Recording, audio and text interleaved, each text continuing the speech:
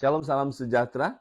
Puji Tuhan, saat ini kita akan lanjutkan lagi pembelajaran. Saya akan membahas mengenai penciptaan fisikal.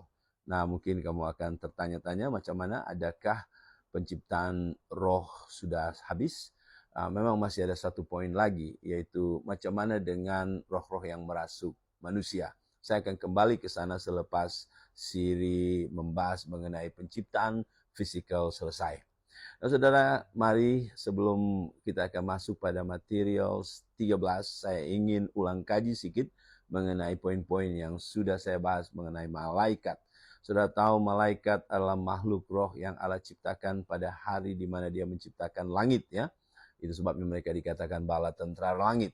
Jadi mereka bukanlah ciptaan pertama, ya. Nah, saudara tahu bahwa malaikat ini walaupun begitu ramai, ayat yang mengatakan beribu-ribu laksa, artinya beribu-ribu juta, atau satu cara mengungkapkan di mana bilangan mereka tak boleh dihitung.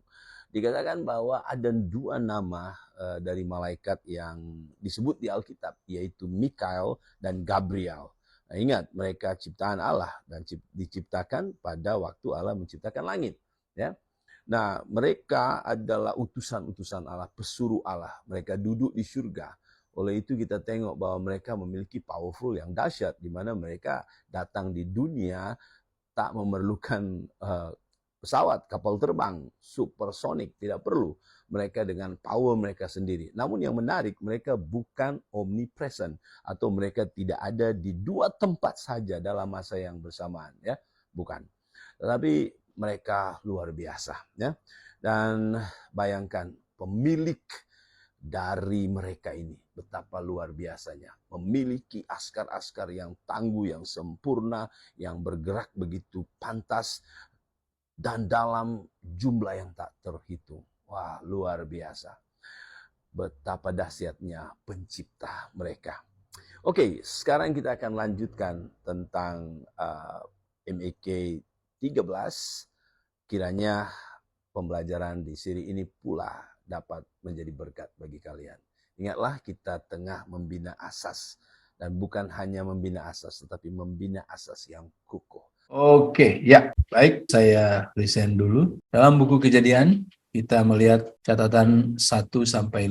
Pada mulanya Allah menciptakan langit dan bumi, ayat 2, bumi belum berbentuk dan kosong. Gelap gulita menutupi samudra raya, dan roh Allah melayang-layang di atas permukaan air. Berfirmanlah Allah, jadilah terang, lalu terang itu jadi. Allah melihat bahwa terang itu baik. Lalu dipisahkannyalah terang itu dari gelap. Dan Allah menamai terang itu siang, dan gelap itu malam. Jadilah petang dan jadilah pagi, itulah hari pertama. Ada orang berpikir, berarti ada dua penciptaan, yaitu pertama ayat 1. Lalu ada penciptaan yang kedua, yaitu mulai di sini. Tidak, ya. Jadi sebenarnya ini adalah tajuk, lalu ini adalah rincian bagaimana dia menciptakan itu. Iya, langit dan bumi memang betul-betul tidak berbentuk, kosong. Kemudian gelap gulita, ditutupi air samudra raya. Nah, ada orang berkata berarti air samudra raya ini tidak diciptakan. Tidak, karena dikatakan segala sesuatu Allah ciptakan. Berarti Allah juga menciptakan. Hanya tidak dikatakan, ya, tidak dikatakan secara ketara bila dia buat itu. Oke. Seterusnya, jelas di sini bahwa tidak ada tanah kering dan air sajalah yang memenuhi seluruh dunia. Dan tidak ada kehidupan satupun. Nah, mari kita perhatikan kata melayang-layang di sini. Roh Allah melayang-layang di atas permukaan air. Ternyata ketika kita mendalami kata melayang-layang ini, inilah masa di mana Allah sedang sedia untuk melakukan penciptaan. Kata melayang-layang ini artinya bergoyang, bergelepar, berkibar. Jadi ini adalah satu kuasa yang dinamis, gerakan yang begitu luar biasa terjadi. Jadi roh Allah melayang-layang berarti bersiap dengan satu gerakan dinamis yang akan meletupkan sesuatu dan akan wujud sesuatu. Mungkin kalau kita membayangkan kita menggunakan mesin senso, potong pokok, atau motobike yang mau lomba di garis start, sebelum hitungan 3, sudah engine mereka sudah sangat tinggi, sudah bergetar dengan siap dengan kekuatan penuh. Sehingga ketika berkata 1, 2, 3, langsung keluar ya. Atau kalau misalnya kita nak potong pokok ya, waktu kita hidupkan engine, harus dalam posisi bergetar tinggi.